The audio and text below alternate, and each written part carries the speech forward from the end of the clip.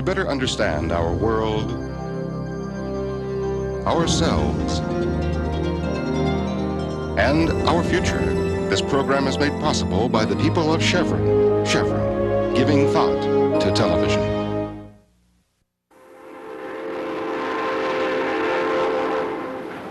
Sometimes it is seemed that railroads were doomed. The Durango-Silverton Railroad is one of the most spectacular rides in the world. In 1960, it was nearly shut down. In 1883, the Orient Express ran from Paris to Istanbul and created the ultimate in luxury travel. It was abandoned in 1977. In 1887, rotary snowplows first fought the snowdrifts in the high Sierras. Looking like relics, they seem improbable holdovers from the past. Once this streamlined locomotive hauled passenger trains at 100 miles an hour, but for 20 years it sat outside a museum, its machinery rusting.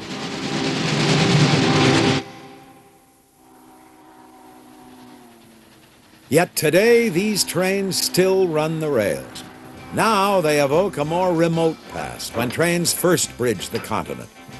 Ferried recruits to war, provided celebrities with an opportunity to be seen and a chic way to travel, gave a mobile campaign platform to politicians, and offered a refuge for hobos. Train tracks disfigure the countryside. Trains assault the senses with brutal noise and begrime the air. How then account for the multitude of people who love trains? You're actually running a train. You just can't get enough. I don't know, maybe I'm just a junkie for trains, but that's about it.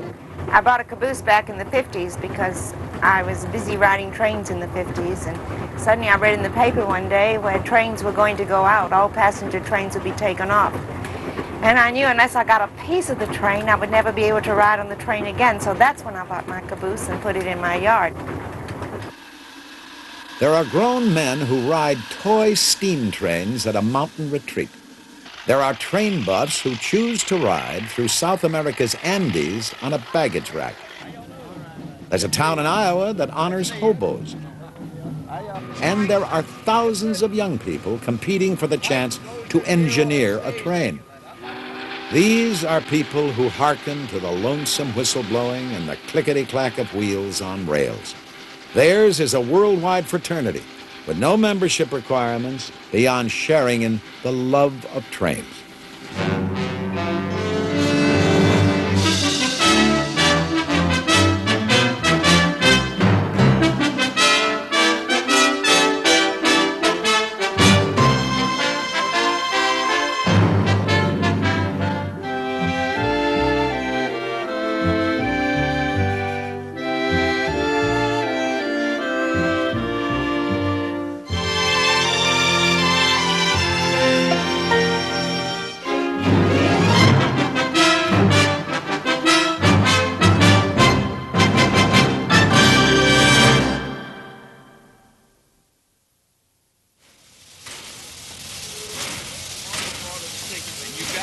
You've got a sheet like this, and it tells you who's sitting in every seat, and every seat is assigned. There are many people so enamored of trains that they take trains not to go anywhere, but just for the pleasure of riding. Each year, the North Alabama Railroad Club sponsors an all-day excursion on a Norfolk Southern steam train.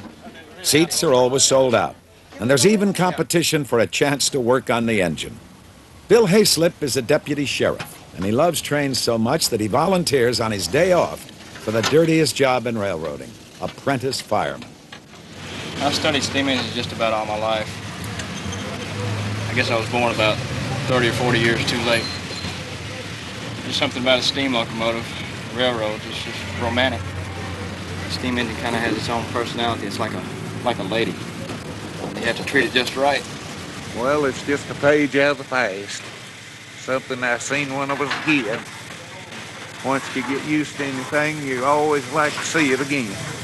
If we hadn't had them during World War II, we'd have been up the creek without a paddle.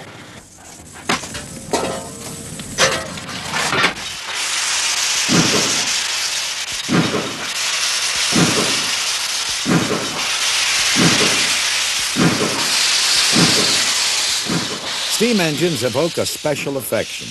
Though inanimate objects of iron and steel, they seem to breathe with the fire of life. This day, the train will run to Chattanooga, Tennessee, evoking cherished memories of a popular song. Pardon me, boys, is that the Chattanooga choo-choo? Yes, sir. Track 29. Boy, you can give me a shine. Can you afford to board the Chattanooga choo-choo? I got my fare and just a trifle to spare. There's gonna be a certain party at the station, satin and lace. I used to call Funny Face. She's gonna cry until I tell her that I'll never roam. So Chattanooga choo-choo, won't you choo-choo me home? Take me home. I've often wondered if I was maybe one of those few people that had trains in my blood or something, you know. Some people have alcohol, I have trains. Now I spend all day in Birmingham just to see the two trains go through town. My wife thinks that's crazy, but you know, it's a thrill for me.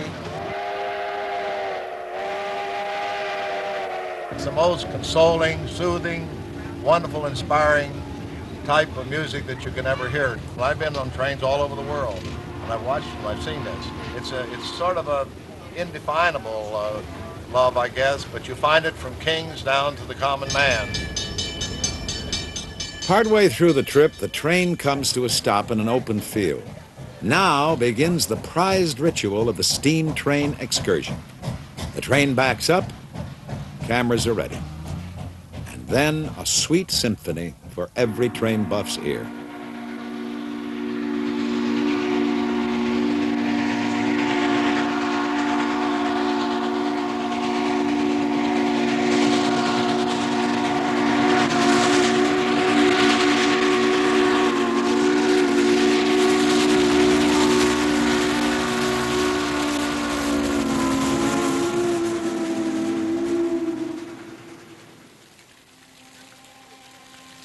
The train station in Chattanooga has been transformed into an entertainment center.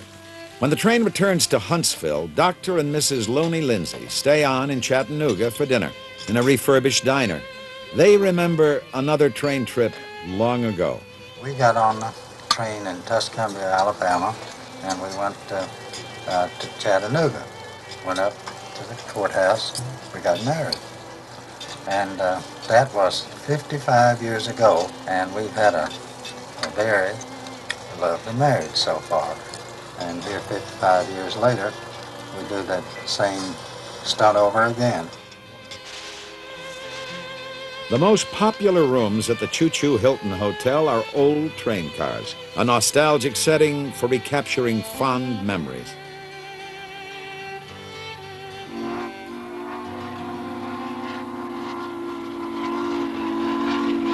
For those who love to ride steam trains, each trip is a journey into the past.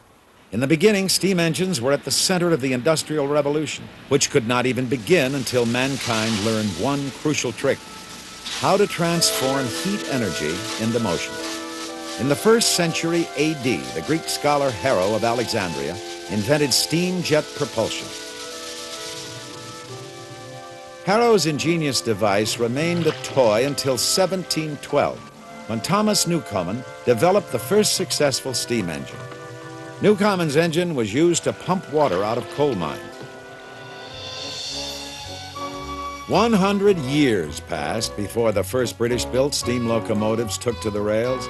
Soon the public everywhere crossed the threshold of a new age as horses were replaced by the latest locomotive invention.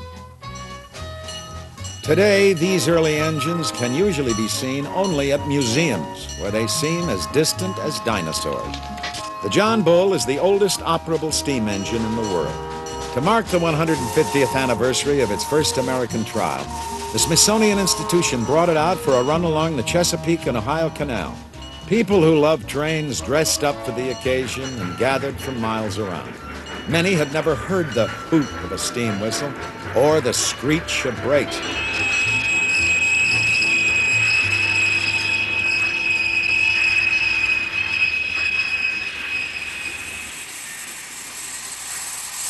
Nostalgia for those seemingly innocent days of American history is very much alive today. For some, no doubt, steam engines are the attraction. For others, perhaps, it is the appeal of travel. Or could it be that so many share the romantic notion of growing up to be an engineer? These trains are called live steamers. Seymour Johnson loves trains so much that he donated land and equipment for a miniature railroad at his home in Montecito, California. I think in my case, in the case of a lot of people, you kind of grew up with them as toys, and these are pretty big toys, but I started building this particular engine in 1947, and I completed it in 1951, and that's why I have the numbers on the side, 4751, to remind me of the time.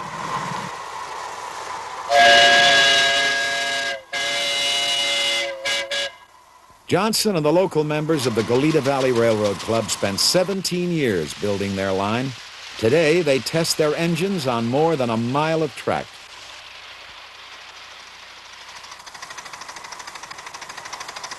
There's something nostalgic about steam engines now, of course, but the thing is, a steam locomotive is live. The engine talks to you when you're running it. You can feel what it's doing. It tells you I'm working too hard or I'm taking it easy. You can hear it in the stack. You can hear it in the sound of the blower and the sound of the fire. They got steam engines that are over 100 years old that continue to run. Once a year, Johnson and the club host a 3-day meet that attracts model owners from all over the country. Each engine is custom built, representing thousands of hours of meticulous machining. And as in real life, the engineers discover that steam engines can be cantankerous beasts, capable of fighting back.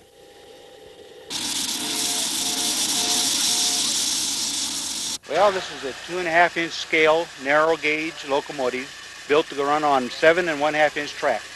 We're trying to duplicate exactly the kind of engine that the Colorado and Southern used back in the years of 1890 through 1936.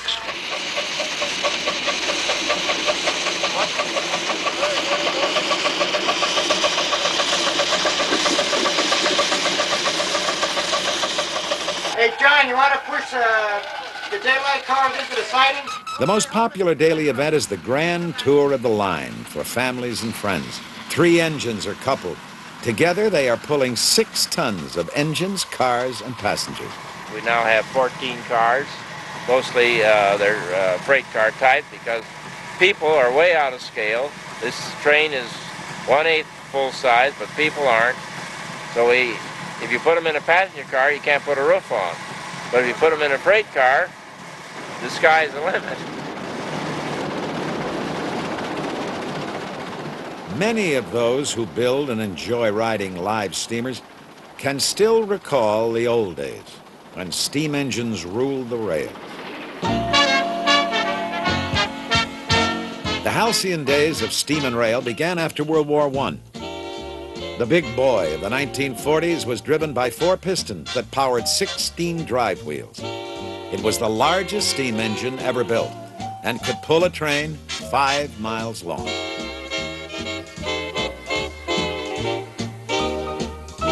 And during World War II, steam engines transporting the freight, weapons, and troops to the seacoast made possible the fast buildup of America's war machine.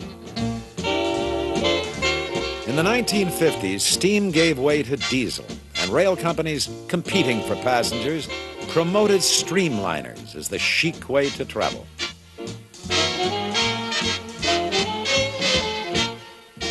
But late in the decade, passengers shifted to automobiles and airplanes for long-distance travel, and trucks took over much of the freight. The low point came in the 1970s. Congress rescued 6 bankrupt railroads by creating Conrail. Railroad lines were abandoned, and hundreds of stations closed for good.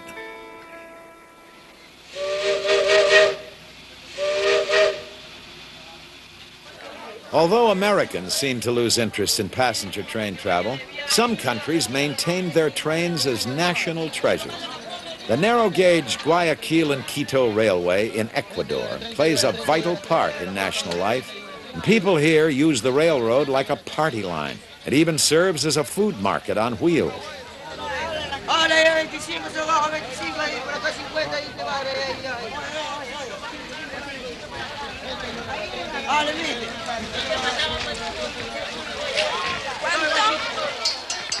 Train buff and writer Carla Hunt has traveled throughout South America on trains. The Guayaquil to Quito run draws her back as the most exciting in South America. A train buff's dream, an American-built Baldwin engine, a relic from 1900, begins a two-day climb from sea level to over 11,000 feet in the Andes. Passengers have a choice of three classes. Second class costs $1.60. First class cars sport padded seats for $2.10. And local vendors offer lunch on brown paper.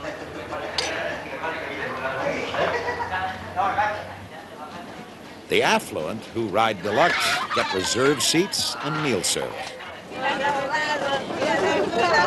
But some prefer the roof, where conductors seldom collect tickets. You meet a lot of people. You carry a dictionary. Can't get along. I don't speak Spanish, but I'm learning. When you really get in trouble, you dance. You smile a lot. And you admit that you're a foreigner.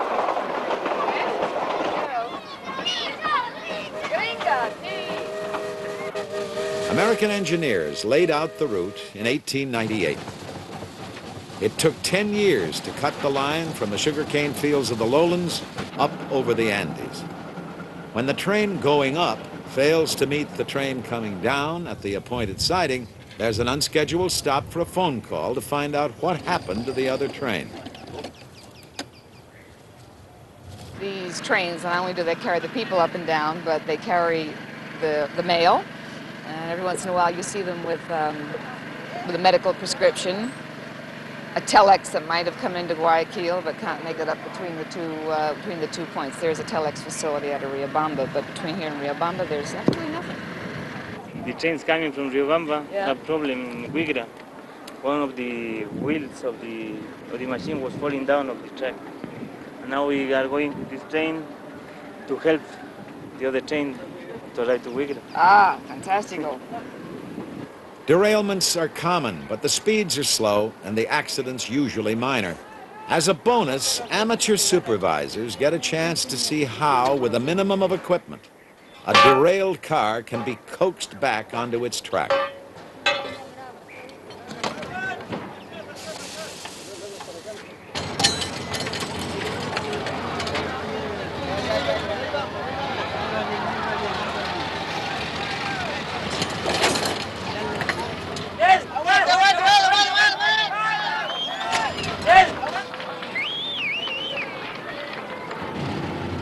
After a change of engines, the train climbs into the mountains once again.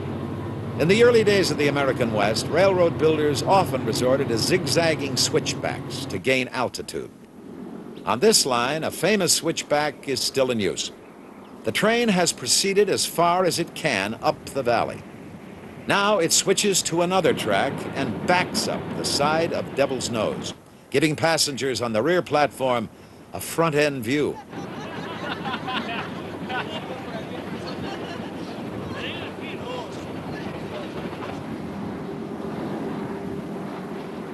The train backs around the mountain, then switches again to climb higher.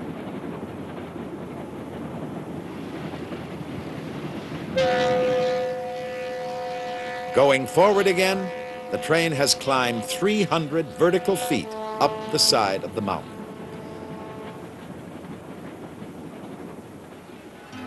At the end of the first day, the train stops at Riobamba. For Carla Hunt, a visit to the market is a fascinating feature of the trip. People come from miles around to sell and buy. You see things in this market you won't see anywhere else in Latin America. But more than anything else, I like to wander around and look at all those beautiful faces.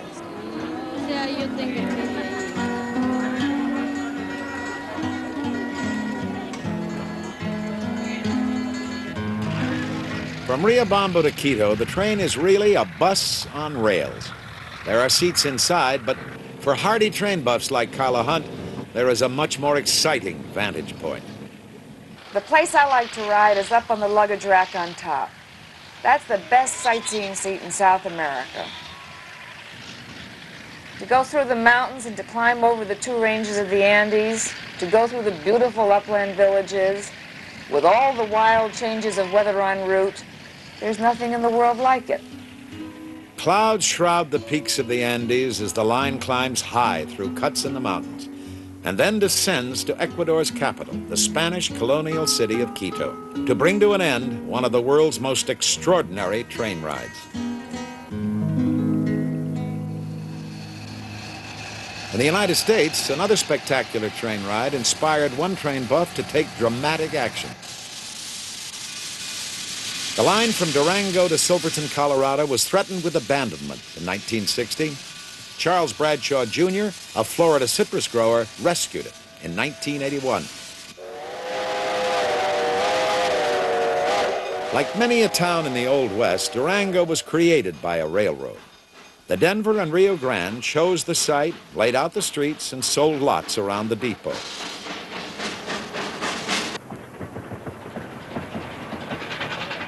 Young people who share Bradshaw's enthusiasm for trains keep it running.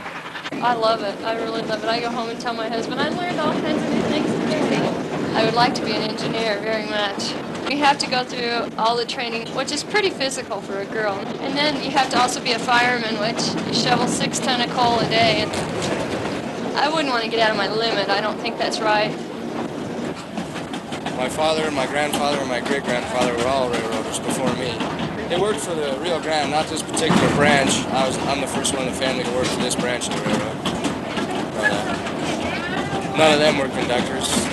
They were all in different parts of the railroad, so I'm the first conductor in the family. They have to be pretty responsible people. They can't be irresponsible at all. Aren't you pretty young to be an engineer? I hear that about 30 times a day. If I couldn't handle the job, I wouldn't be here. No, let's trade. Listen, cowboy hats are out. Haven't you seen the chicks really like these hats? Let her try on at large. I'll bet nobody in your neighborhood would have a hat like that. Don't you think? I'm telling you, you go home and the girls will be lining up at the door. Now that looks handsome on you. That really does. Cowboy hats are out. Engineer hats are in.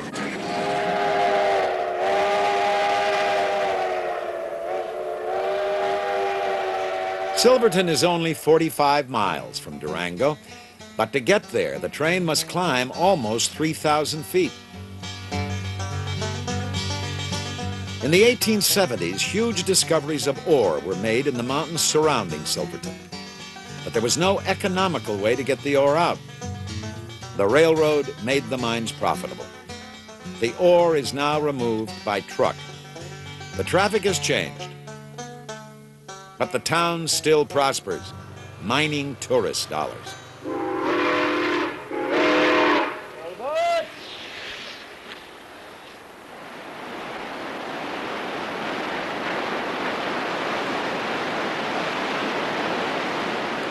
As soon as the route was completed, the drama of the train's traverse of the Animas River Canyon was recognized as one of the great sights of American railroading.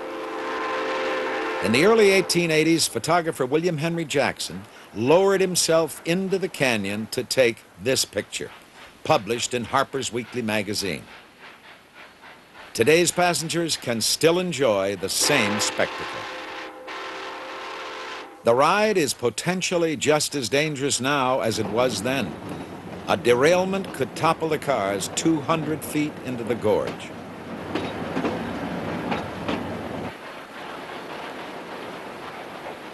An extraordinary train run has been preserved because of the dedication of one man and the delight that more than 100,000 people a year take in supporting the line.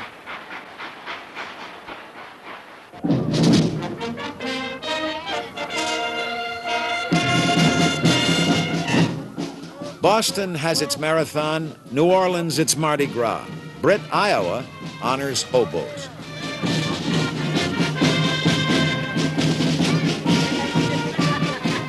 Once a year, this small town invites hobos from all over the country to drop by for a visit.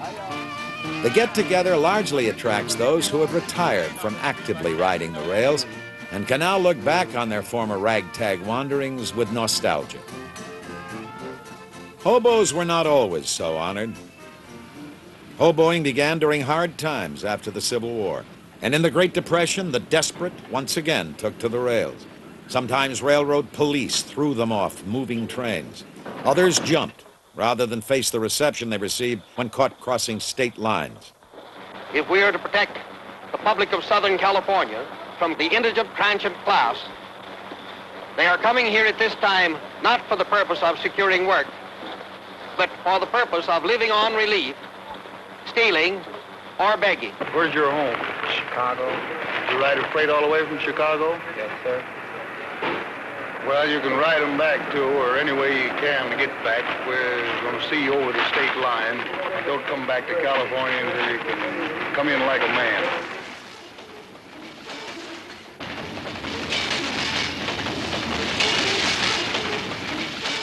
Hobo camps are called jungles, and life in them has always been hard. But in Britt, Iowa, the jungle is a place to renew friendships and swap stories. 78. Yes. Yeah. I remember you. Memory that bad? It was. And now, wait a minute. Every year you get older, you have a special privilege. Every year you will get a little bit better at forgetting. Yes, I am there already. Hobos are known most often by their nicknames. Steam Train was first elected Hobo King in 1973. We got a young goat here, and it's going to be some pretty tender eating when we get him all browned up here. Yes, sir. We have some of the best music and some of the best food you ever sit down to. Was you good gal when my train left the shed? Where was you, honey, when that train left the shed? Standing on my front step, wishing I was dead. Time has reversed these hobos' roles. Once they were outcasts. Now, Brit youngsters look up to them as knights of the open road who seem to have lived in a mythological age. Could I get your autograph? Oh, I guess you could, only I know what you want to waste time on a guy like me. Got my pad and paper. Oh, yes. I'm gonna be a writer. You're going to be a writer? Yeah. Well, that's great. I'm gonna try at least. You got to have more than six grades of education. That's all I got. That's my name. Say it. That's your name? Well, this is mine. Mountain Dew. I was talking to the hobo queen, and she says, "Would you like to be a hobo?" And I said, "Sure." And I go, "How do you be a hobo?" And she said, "Well, she pulled out this kind of perfume stuff or whatever it is, and she goes, I acquire you the prince, hobo prince," and she put some on my forehead. So I'm a hobo prince. And my name is Spear Belly Bob. I started out when I was about 16 and had 12 years on and off different places working irrigation ditches up in Washington or cutting pulpwood in New York, doing lifeguard work down in Miami Beach, working gypsum plant in Yuma, Arizona, washing dishes in California, different stuff like that. Worked in the coal mines, but they give me a day shift, and when I went in, it was dark. When I come out, it was dark, and I worked there 2 weeks. I told them when they put windows in there, I'd come back to work. How long did you hobo, from when to when? About, 1931 to 38, something like that. What satisfaction of being free. Being free in other words, not have to count to anybody for your actions. As the sun sets, the hobos gather around a fire, and balladeers recall the hard days of Depression time.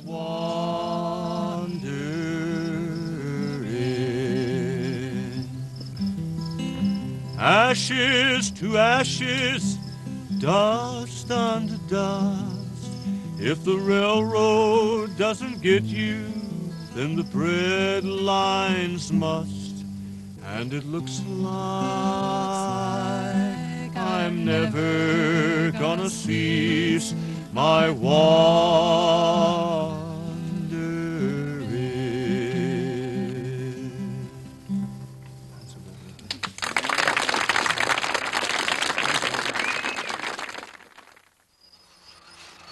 When most railroad buffs think of trains, they think of passenger trains. But many of those most devoted to trains have found their life work with the railroads.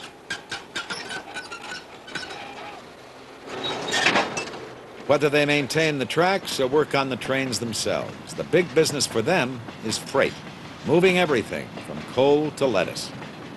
And although much of the public thinks railroads are a dying industry, in fact, they are thriving. Deregulation has permitted them to abandon money-losing lines, and new techniques, like piggyback hauling of truck trailers and containers, attract new customers. The mass market shipping of fresh produce by rail enables farmers in California to sell lettuce to buyers 3,000 miles away. Lettuce harvesting has become an assembly line operation. Cutter, packer, sprayer, box closer.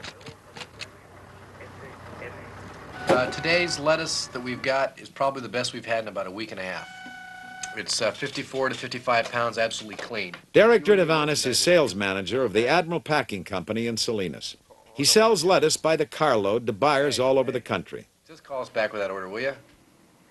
You know, the one you got in your back pocket. A refrigerator car holds 30,000 heads of lettuce. This one is bound east for New York City. The morning after the lettuce is picked, the Admiral lettuce car has been joined to a 50-car train called the Salad Bowl Express.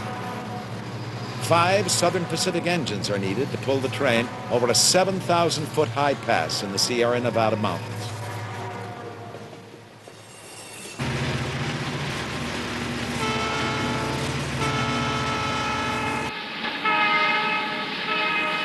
The route climbs toward Donner Pass. On average, 35 feet of snow fall here each winter, and avalanches have obstructed travelers as long as the pass has been used. In November 1846, blizzards trapped the emigrant Donner Party here. 35 died of starvation and exposure. Some survivors resorted to cannibalism. In the spring of 1982, 10 feet of snow fell in 12 days in the high Sierras. Southern Pacific stopped all trains across Donner Pass. Diverting traffic cost $100,000 a day. Snow fighters tried to keep the lines open with spreaders, snowplows that pushed the huge drifts to the side.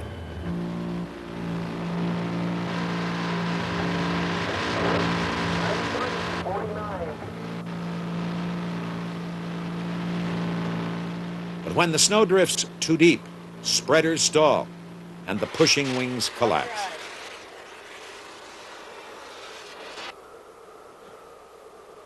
The nerve center of the railroad's fight is a community of houses and offices connected by tunnels, so buried in snow that it is called Mole Town. Here, 100 men and women work day and night. That's P. Norton, operator. Rotary coming out at 9 o'clock. Get it out of town for us, will you? Up at Norton. Yeah. Make sure that it gets down there and give them a little nudge and get them going, will you? Everything's in the clear of the number 2? Everything's in the clear. How about Rotary? Rotary's in the clear of the number 2. Okay, bring it. Management calls for its ultimate snow fighting machine, rotary plows that can dig through almost any accumulation of snow. That light engine's being held right now. The rotary is going on down to the other end of the site.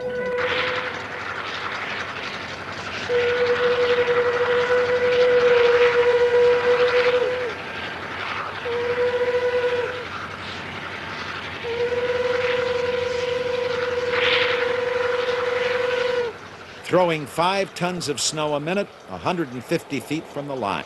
The rotary can literally dig a trench deeper than itself.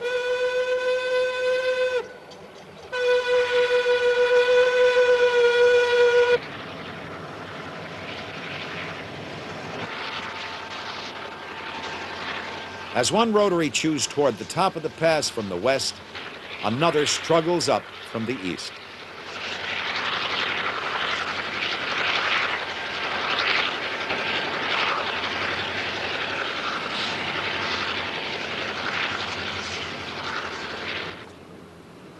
The first train comes through.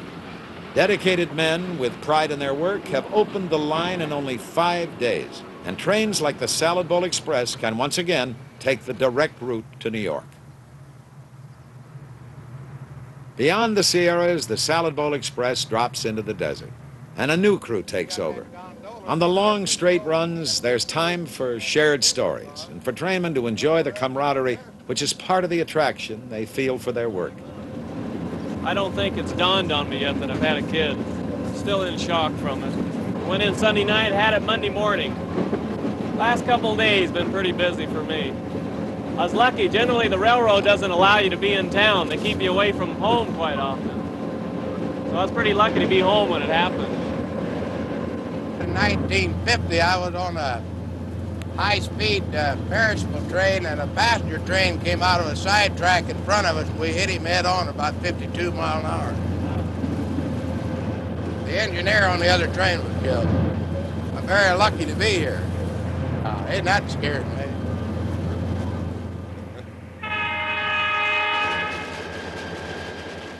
By evening, the train is in eastern Nevada.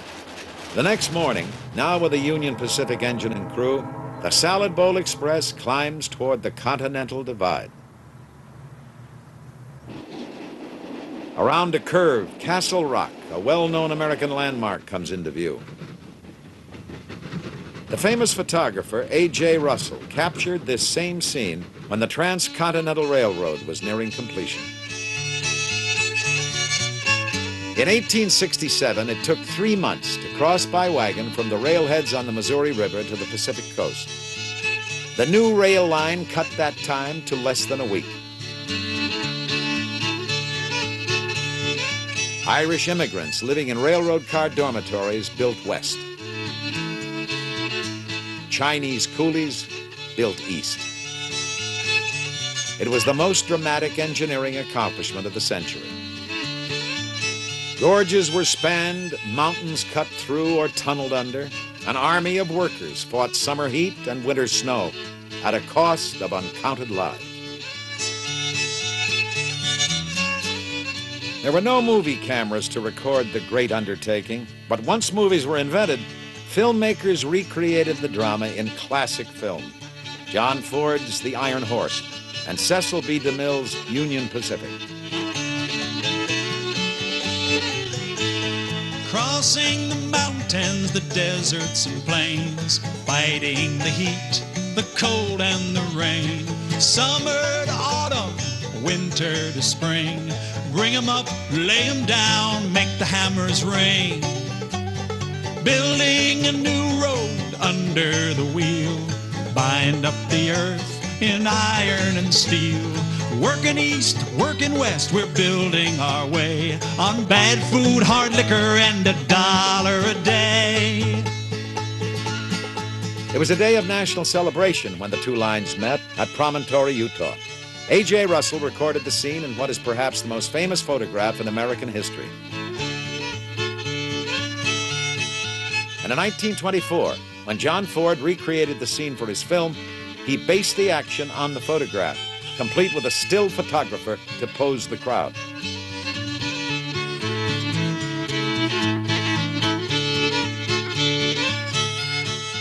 The joining of America's East and West by rail is even more important today. The Salad Bowl Express is only one of 60 to 70 trains a day moving across the nation on this one line.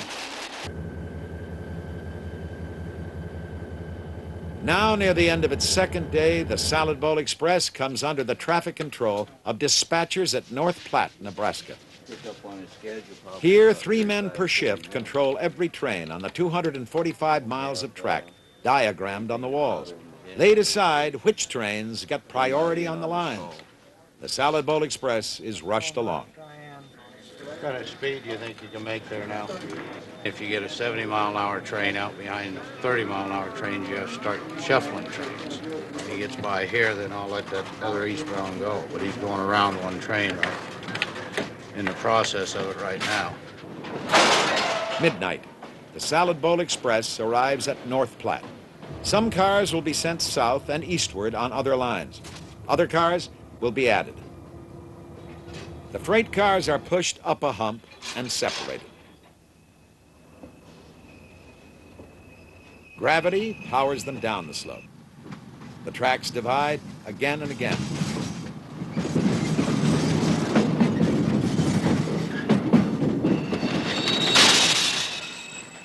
Automatic sensors weigh the cars, and retarders brake them.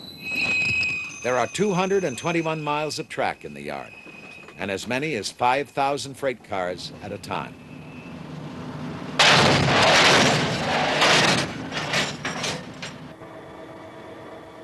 By 4 a.m., a new train has been made up. A new crew comes aboard, and the train moves on. In the afternoon, the train crosses the Missouri River. Operated now by Chicago and Northwestern Railroad, it traverses the rich farmlands of Iowa.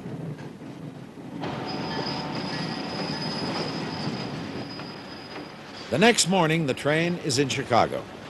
Marshalling yards like this one are dangerous places. You have to watch for cars coming from both directions.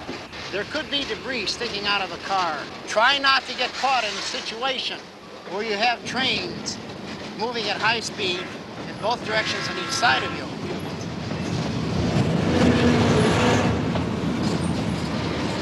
If you do have a tendency to feel dizzy, lay down on the ground. You could reel under the car. Despite railroad emphasis on safety, there is an average of 15 deaths and 6,700 injuries to American rail yard workers each year. Danger for railroaders comes not only from the trains themselves. In the early days, desperados like Jesse James, Butch Cassidy, and the Sundance Kid held up trains in the lonely plains and mountains of the West. Today, trains are most often attacked as they pass through depressed areas in big cities. We had one conductor, they got in with a gun and robbed him at Park Manor. And it's just a few things that we go through out here. Everybody thinks we got such a swell job. We have our ups and downs too. This is our most dangerous spot of the trip. They put different articles in the tracks to derail us. They put old tires so they'll break the air hoses in two. They'll throw beer bottles, anything they can get their hands on. We've been shot at. They shot at me 5 times through the caboose windows. I got pictures of the hole. It was either a 38 or a 45 because it put big holes in the plexiglass. Sometimes they do it to rob the train. They break us in two to rob us so they can take things off of it. And on the cabooses they have this plastic glass. Yeah, I know all about it. He's gonna throw. No, he's not either. Well, we go through this every day. It's nothing new to us. The many dedicated men and women who are drawn to railroad work also live with the danger that goes with the job. The Salad Bowl Express rolls through the heartland of the industrial Middle West.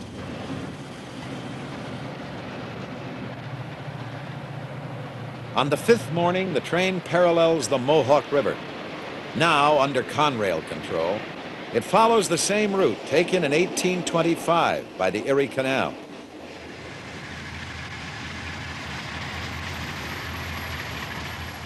Early on the 6th morning, the Salad Bowl Express arrives at its destination in the Bronx.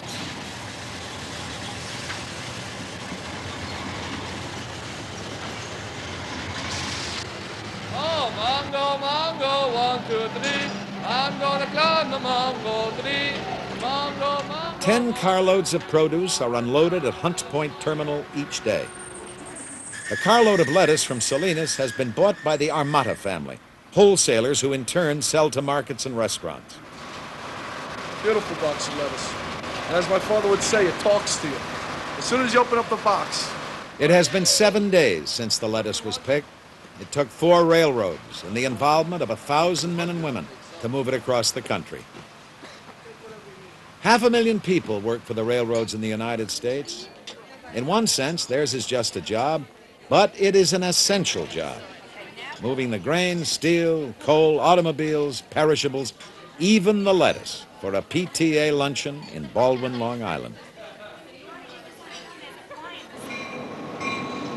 Traditionally, little boys were given model trains for Christmas, and captured by a dream, many grew up wanting to become an engineer. The reality today is not far different. For a new class of 23 engineers, the Long Island Railroad had 2,000 applicants to choose from. To get the train moving, I need the reverser and forward. This position. This is your throttle. Power 1 to 8 notch. All right, one whistle. Dave Decker, senior instructor, has been an engineer for 14 years. Decker loves engineering and teaching, but the memory of train accidents in his past brings a special urgency to his teaching. Engineering used to be a man's job, but federal affirmative action guidelines give Vita Zamboli, a former secretary, an extraordinary opportunity to join an elite group of railroad employees. Wait till we're over it. Wait till we're on that. I can teach an engineer how to make the proper brake application and accelerate, decelerate. That's the easy part. My most difficult responsibility is to instill into an upcoming engineer that they have monumental responsibilities. There is no margin for error. Not when you're dealing with 1,600 people behind you. Hopefully, I can bring this across to these upcoming engineers. You relaxed? Little damp. All right. That's good. That means you got guts. If you're not nervous in here, there's something wrong.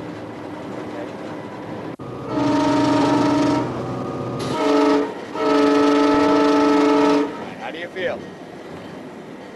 Think you're coming in strong?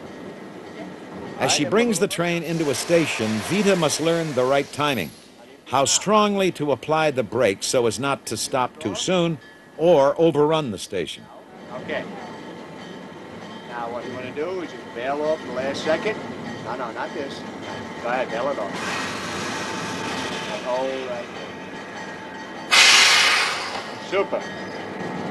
So you want that feel of this thing charging into the station, making your initial application, and then your final application. You ever run a train before? Huh? Never? You did a heck of a job. What do you think? What do you feel? Feel that this is going to be your occupation or what? Yes. Yes? I'm sure it's going to take a while, but I will get the feeling of bringing a train in. But there are going to be times in your career when you're going to run across a grade crossing accident. But traveling along at 65, a car comes around the gate or through the gates. It's not a thing you can do.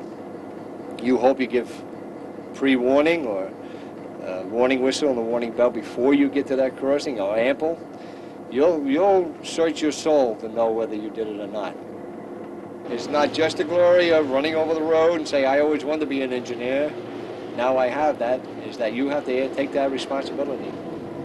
If her engineering career follows the norm, Vita will face 500,000 road crossings in the next 25 years. If she is never involved in an accident, passengers who ride her trains will have no reason to learn her name.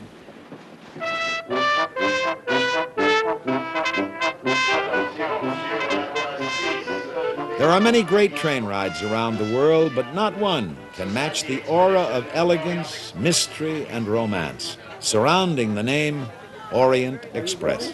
It ran for almost a century until its demise in 1977.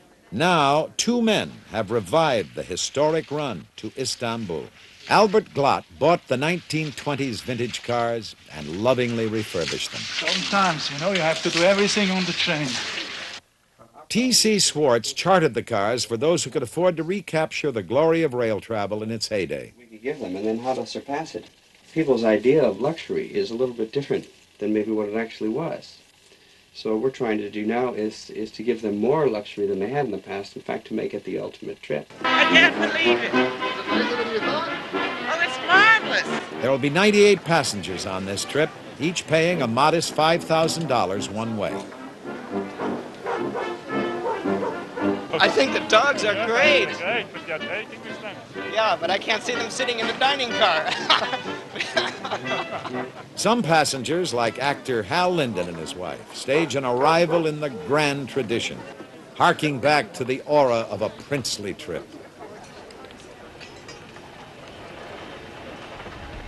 Original inlaid wood decorations and Lalique molded glass reliefs still decorate the cars. Names of the countries the Orient Express passes through, Austria, Hungary, Romania, Bulgaria, ring with romance. Memories of mysteries like Murder on the Orient Express surround the passengers with an atmosphere of champagne and dreams. Well, my name is Otto, and I'm supposed to play the piano all the way to Istanbul.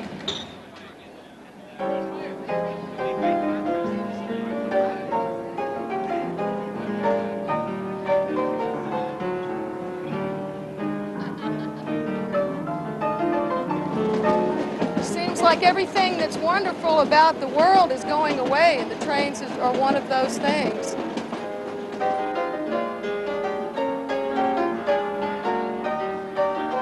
Kim Vosper and Kyle Collins advanced the date of their wedding so they could make this their first trip together as a married couple.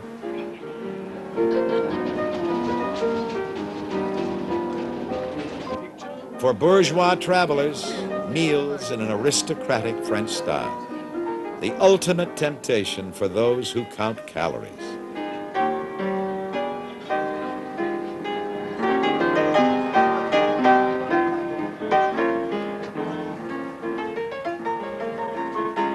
I remember as a child, we used to put people on the train in New Iberia, and I was never sad because they were leaving. I was always sad because I wasn't leaving too, that I wasn't standing on that back platform waving goodbye. I think I was 6 or 7 when I took my first train ride. From that time on, I think I fell in love with trains, and when I heard that you could spend 4.5 days on a train, that sold me on this trip. The train cruises Europe like an ocean liner. Gypsies play, as they did on the first run of the Orient Express. In the evenings, there are gala 7-course dinners. And occasionally, the train waits as passengers are bussed to the entertainment. A champagne tasting at the 150-year-old cave of Mum's Winery in France. And just as on its maiden voyage, there is a festive reception in Budapest.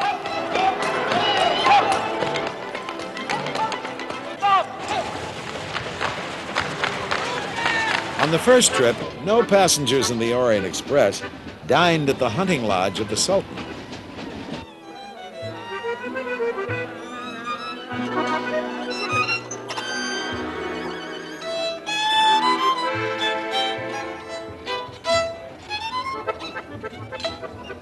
It is an express journey to the sun. But the high point for many comes in Vienna, where the Vienna Boys Choir is only part of the entertainment.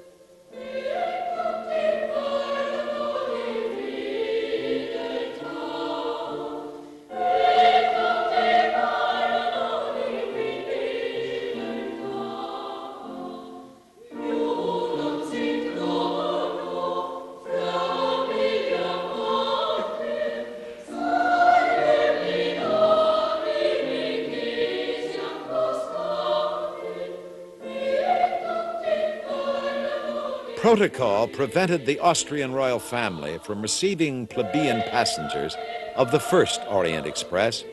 Now, the Pallavicini Palace is theirs for the evening.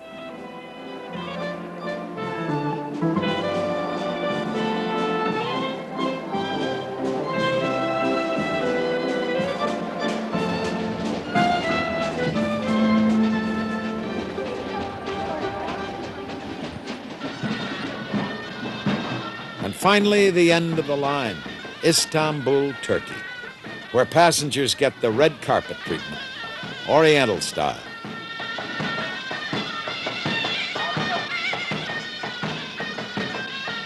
For the 98 passengers of the Orient Express, the trip will remain an extraordinary adventure into the romance of rails. But the Orient Express has no monopoly on beauty.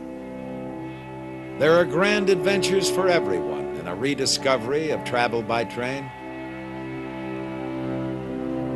Amtrak's Crescent, with newly rebuilt equipment, races like a speeding ship across Lake Pontchartrain in Louisiana. The Great Plains offer the same sweeping vistas that challenged the pioneers so long ago. There are majestic views of the Rockies on the Canadian transcontinental route.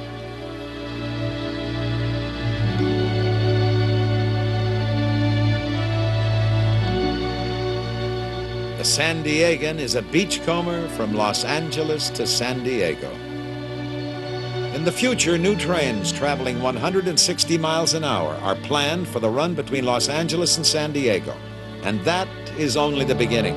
Extraordinary experimental trains may someday revolutionize land travel. For those who love trains, whether as engineer, hobo, or passenger, there's an appreciation due for the songwriter's line, "It's got to be the going and not the getting there that's good." Sherperville, Jacksonville, Waterville, and Costa Rica, Pittsville, Springfield, Bakersfield, and Shreveport, Hackensack, Cadillac, Fond du Lac, and Davenport, Idaho, Jellicoe, Diamantina, Argentina, Catalina, Pasadena, see what I mean? I've been everywhere, man. I've been everywhere, man. I've crossed the deserts bare, man. Well, I've breathed the mountain air, man. I've traveled, I've done my share, man. I've been everywhere. Been to Boston, Charleston, Dayton, Louisiana, Washington, Houston, Kingston, and Texarkana, Monterey, Faraday, Santa Fe, and Tallapoosa, Glen Rock, Black Rock, Little Rock, Oskaloosa, Tennessee, Hennessy, Chicopee, and Spirit Lake, Grand Lake, Devil's Lake, Cradle Lake, for Pete's sakes. I've been everywhere, man. I've crossed the deserts bare, man. Well, I've breathed the mountain air, man. I've traveled, I've done my share, man. I've been everywhere. One more verse. I can get a long breath. I've been to Pittsburgh, Parkersburg, Gravelsburg, Colorado, Ellensburg, Rexburg, Vicksburg, and El Dorado, Larimore, Atmore, Haverstraw, Chattanooga, Chester, Nebraska, Alaska, Opelika, Baraboo, Waterloo, Kalamazoo, and Kansas City, Sioux City, Dodge City, Cedar City. What a pity. I've been everywhere, man. I've been everywhere, man. I've crossed the desert bare, man. Well, I've breathed the mountain air, man. I've traveled, I've done my share, man. I know someplace you haven't been, and he says, I've been everywhere.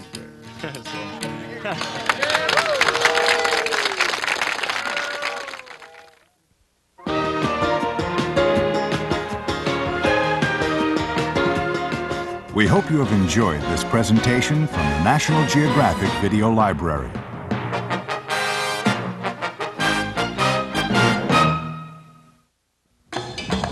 Driven by thirst and hunger, Africa's striped horses run a treacherous gauntlet.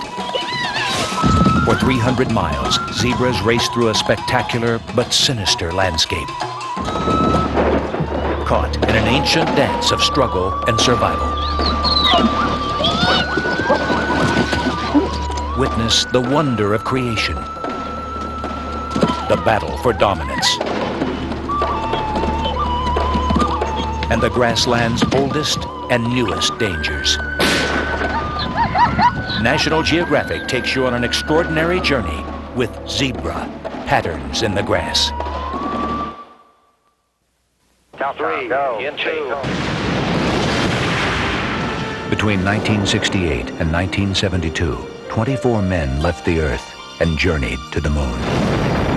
This is the film they brought back, and these are their words. Stand by for touchdown. This is going to be spectacular. I felt at home there, even though the Earth was a long ways away. Look at the size of that rock. Good deal, boy. There is new knowledge to be gained and new rights to be won for the progress of all mankind. Join National Geographic for a wondrous journey into the unknown. Man must explore. For all mankind.